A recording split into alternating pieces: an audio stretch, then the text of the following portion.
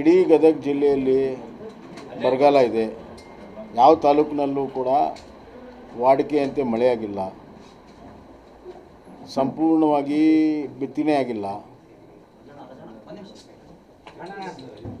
Sir ಒಂದೇ ನಿಮಿಷ ಕೂತ್ಕೊಡ್ರಿ, ನಾನು ಬರಗಾಲ ಅಂತ ಹೇಳಕ್ಕೆ.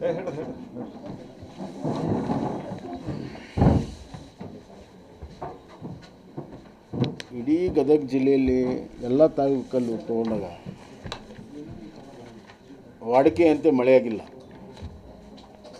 ಕೇವಲ ಒಂದು 30% ಮಾತ್ರ ಬಿತ್ತನೆ ಆಗಿದೆ. ಸಂಪೂರ್ಣವಾಗಿ ಮನ್ಸೂನು ಜುಲೈ ಮುಗಿತಾ ಬಂತು, ಫೇಲ್ ಆಗಿದೆ. ಆದರೂ ಕೂಡ ಜಿಲ್ಲಾ ಆಡಳಿತ, ರಾಜ್ಯ ಸರ್ಕಾರ ಈ ಕಡೆ ತಿರುಗಿ ನೋಡಿಲ್ಲ. ಇದರ ಬಗ್ಗೆ ಪ್ರಿಲಿಮಿನರಿ ರಿಪೋರ್ಟ್ ತರಿಸ್ಕೋಬೇಕು, ಆ ಕೆಲಸ ಮಾಡಿಲ್ಲ.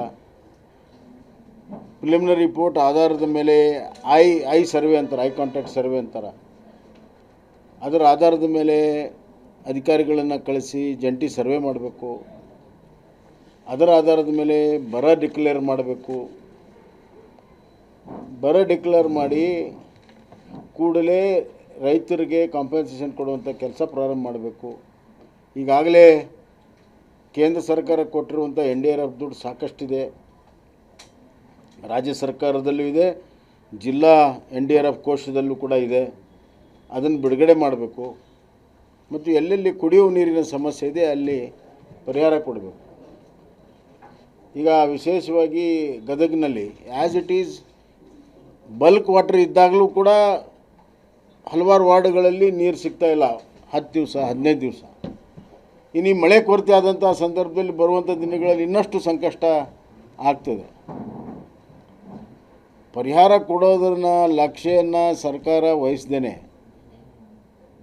ಮಿಕ್ಕಿದ್ದೆಲ್ಲವನ್ನೂ ಕೂಡ ಮಾಡ್ತದೆ. ಮೊನ್ನೆ ಬೆಳಗಾಂನಲ್ಲಿ ಮುಖ್ಯಮಂತ್ರಿ DK ಶಿವಕುಮಾರ್ ಅವರು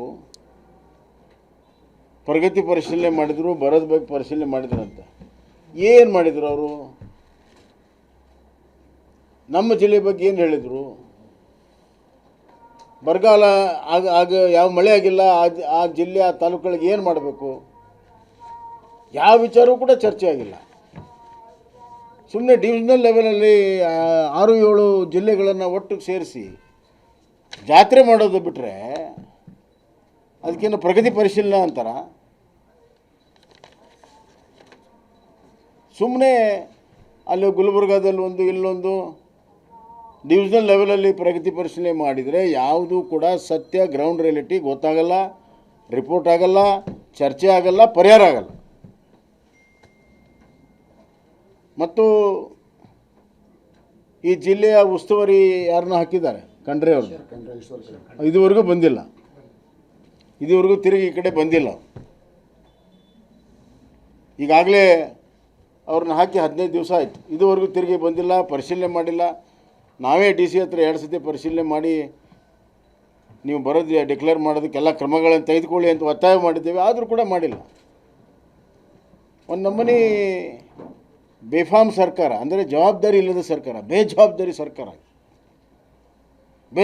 ಸರ್ಕಾರ ಇವತ್ತು ರೈತರನ್ನ ಸಂಪೂರ್ಣವಾಗಿ ಹತಾಶರಾಗಿ ಮಾಡುವಂಥ ಕೆಲಸ ಮಾಡ್ತಾಯಿದ್ದಾರೆ. ಹತಾಶದ ಮುಂದಿನ ಭಾಗ ಏನು ಅನ್ನೋದು ನಾನು ಹೇಳೋದಿಲ್ಲ, ನಾವು ಊಹೆ